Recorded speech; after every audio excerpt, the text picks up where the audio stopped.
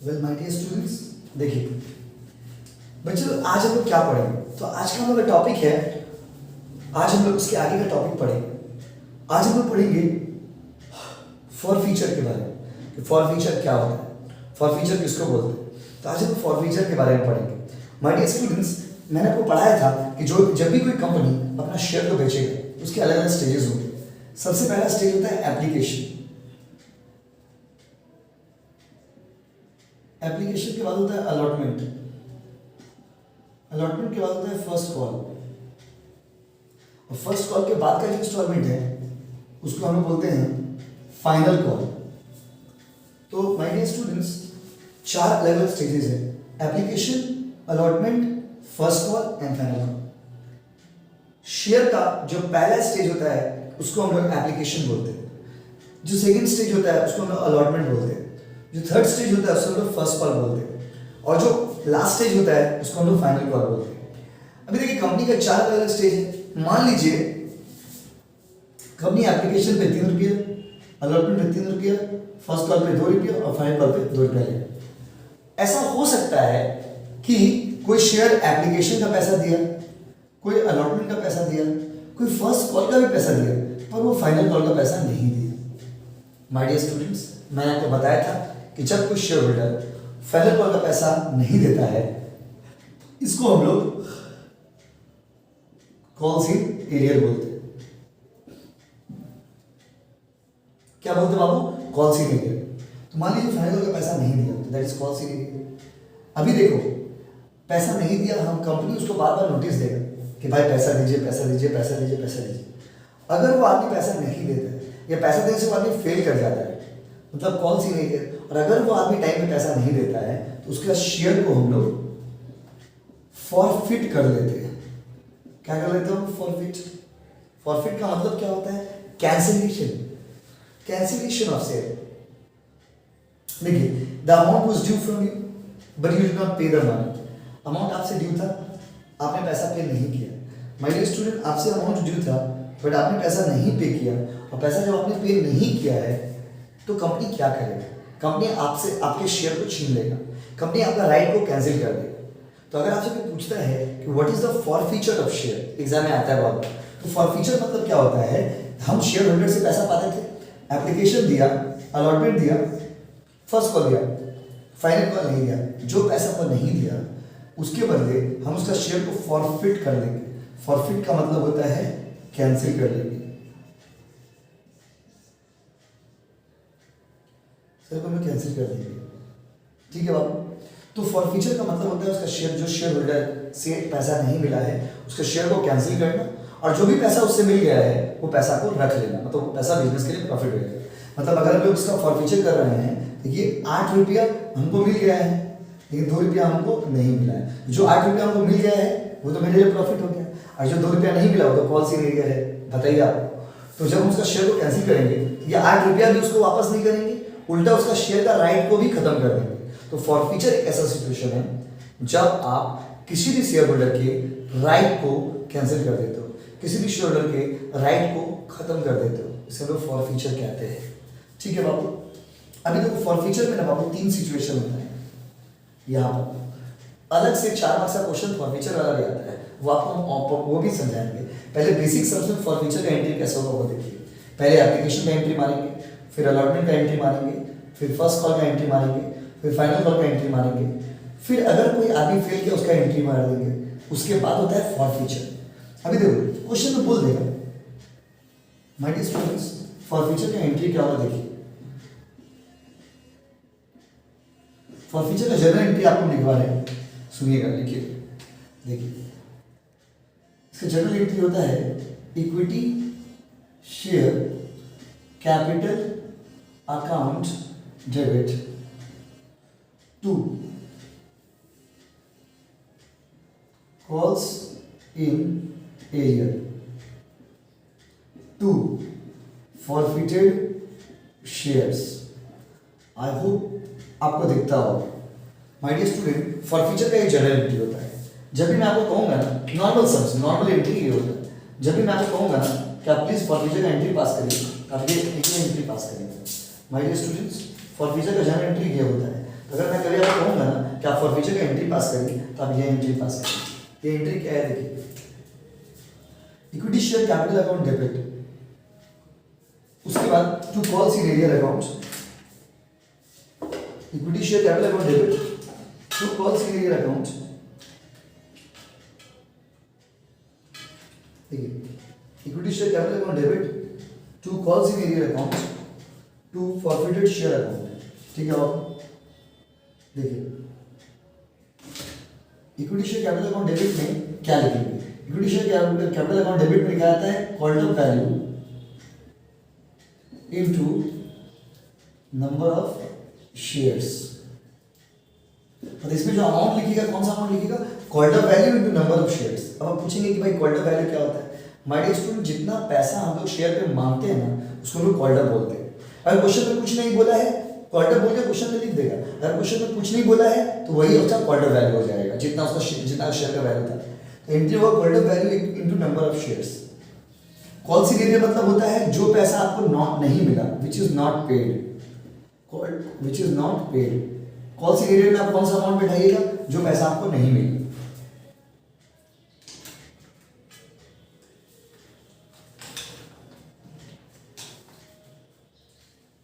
जो पैसा आपको नहीं मिला वो आप कहां बैठाएंगे, कॉल सीनियर में। और जो पैसा आपको मिल गया which is paid, which is paid, वो लिखेंगे आप forfeited share.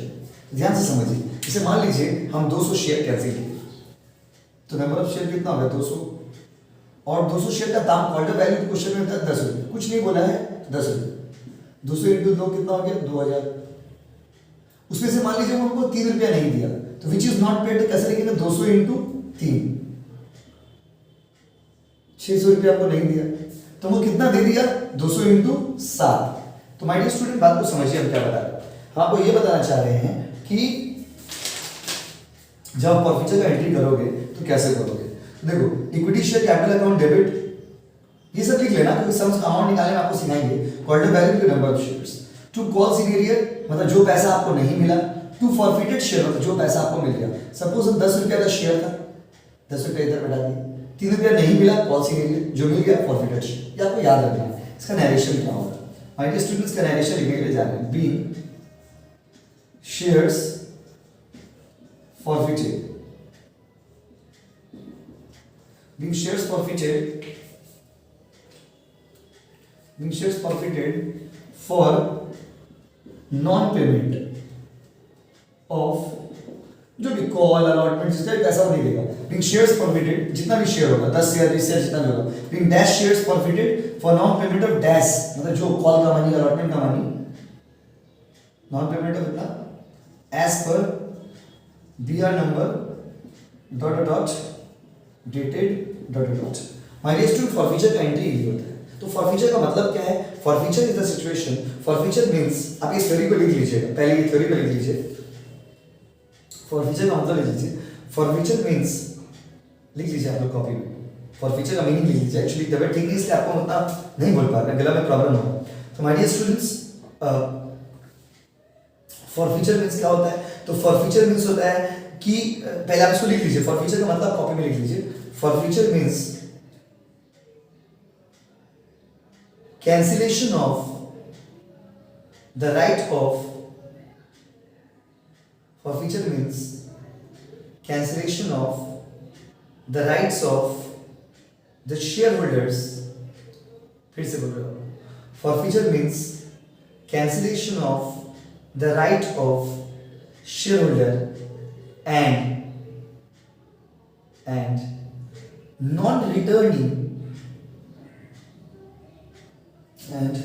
non-returning of money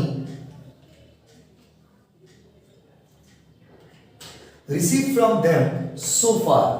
एक बार फिर से बोलते हैं, forfeitures means cancellation of the right of shareholder and non-returning of the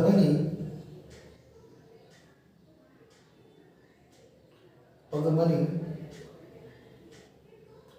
received from them सो फार। जो लोग लिख लीजिएगा ना, कोई कोई अगर पूरा अच्छा से लिख लीजिएगा ना, तब हमको, कोई अगर अच्छा से लिख लीजिएगा ना तो हमको बता दीजिएगा, हम फोटो भेज देंगे। क्योंकि बोलने में बहुत दिक्कत हो रहा है आपको, इस कारण से बहुत आस्ते आस्ते बोल रहे, तो बेसिकली यू नो हम इतना आस्ते नहीं पढ़ाते। तो माय डियर स्टूडेंट देखिए, equity share capital account debit, उसके बाद कॉल सी लीगल credit to forfeited share credit, जो पैसा नहीं मिला कॉल सी लीगल, जो पैसा मिल गया फॉरफिटेड शेयर। ठीक है वो तो been shares forfeited for non payment of dash call money allotment, जो भी पैसा नहीं देगा as per BR number dot dot dated dot dot. ठीक है वो, ये फॉरफिचर का एंट्री, इसको आप उतारिए, इसको आप उतारिए, फिर हम उसको, इसके बाद होता है रीइश्यू का एंट्री, वो सिखाएंगे। तो पहले फॉरफिचर का डेफिनेशन जो आपको बोले हैं, फॉरफिचर इज द सिचुएशन, मतलब forfeiture means cancellation of the right of shareholder and non returning of the money received from them so far। पहले इतना करिए, फिर आगे बढ़ते हैं।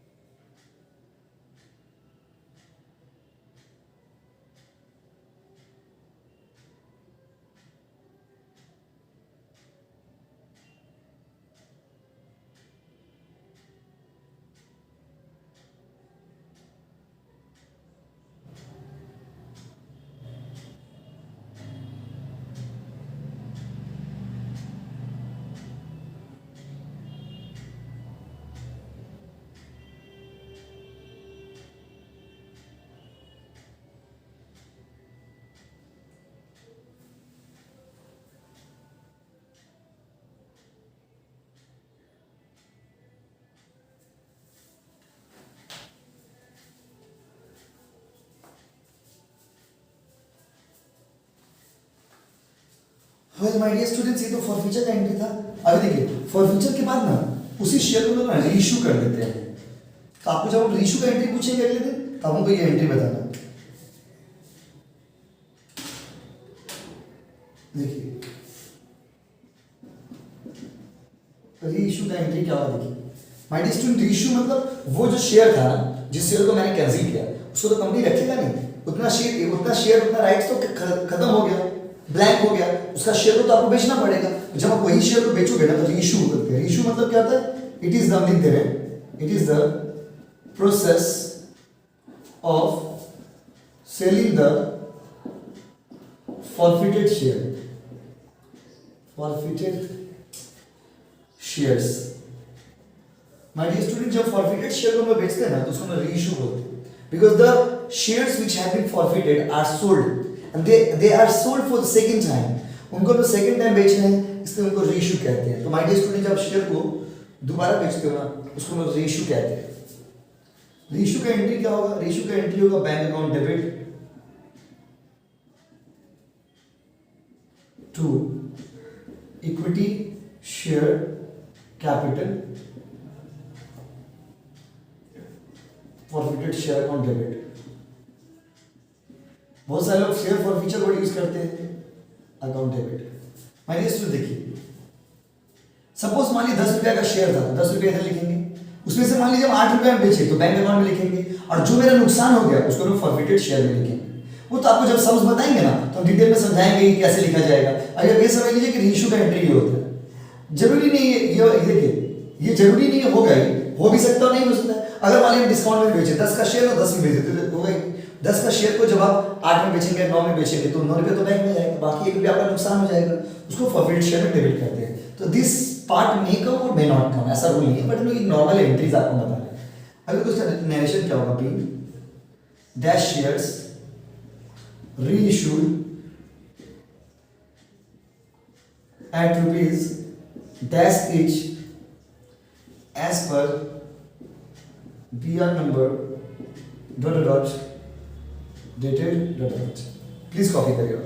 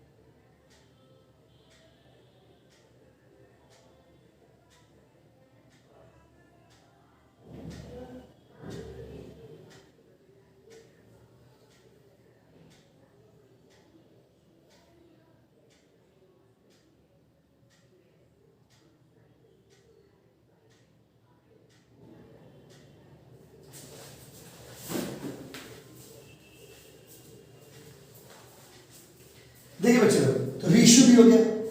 तो जब भी फॉरफीचर का सम्स आएगा तो उसमें 3 एंट्री आपको करने पड़ेंगे। अभी तो लोग कंप्लीट सम्स बनाएंगे, तो फॉरफीचर का सेपरेट जब सम्स करेंगे ना, उसमें 3 बेसिक एंट्री होंगे। पहला होता है फॉरफीचर, पहले कैंसिल किए, कैंसिल करके उसको फिर से बेच दिए, रीइश्यू। उसके जो तीसरा एंट्री होता है ना, तो माय डियर स्टूडेंट, जो तीसरा एंट्री होगा ना, वो हो भी सकता है, नहीं हो सकता है। यहां पे लिख देते हैं, हो भी सकता है, हो भी सकता है और नहीं भी। देखिए, हो भी सकता है और नहीं भी। माय डियर स्टूडेंट, कुछ एंट्री ऐसे जो हो भी सकता है, नहीं भी हो सकता। थर्ड वाला जो एंट्री है ना, ये आ भी सकता है, नहीं भी सकता। ये एंट्री क्यों? क्योंकि देखिए, इसका एंट्री होता है forfeited share account debit to capital reserve. अब इसका यूज क्या है, ये तो आपको हम सम्स के साथ बताएंगे। अभी आप ये समझ लीजिए कि being natural with profit on reissue transfer to capital reserve. ठीक है बाबू। अब देखो, ये वाला एंट्री जो है ना, इसमें लिख दे रहे दिस मे और may not be, this may और मे नॉट बी पास्ड। ये एंट्री हो भी सकता है और नहीं भी हो सकता है। इफ देयर इज प्रॉफिट, अगर प्रॉफिट होगा, देन ओनली ये एंट्री आप पास करेंगे, देन ओनली। ठीक है, अगर प्रॉफिट होगा तो ये एंट्री पास करेंगे, अगर प्रॉफिट नहीं होगा तो ये एंट्री पास नहीं करेंगे। अब प्रॉफिट कैसे होगा, किस तरह से होगा, वो जब सब नेक्स्ट क्लास में बताएंगे ना, तो आपको समझा देंगे। पहले अगर आपको बोलेंगे फॉरफीचर का एंट्री मारिए, तो आप वो वाला एंट्री लिखेंगे। रीइश्यू का एंट्री बोलेंगे तो आप सेकंड वाला एंट्री करोगे, और ट्रांसफर टू कैपिटल रिजर्व बोलेंगे तो ये वाला एंट्री करोगे। ये एंट्री हो भी सकता है और नहीं भी हो सकता। पहले आप इसको लिख लीजिए, इसको और उतार लीजिए, फिर वो फोटो भेजिए, फिर वो नेक्स्ट क्लास में सम्स करेंगे इसके ऊपर।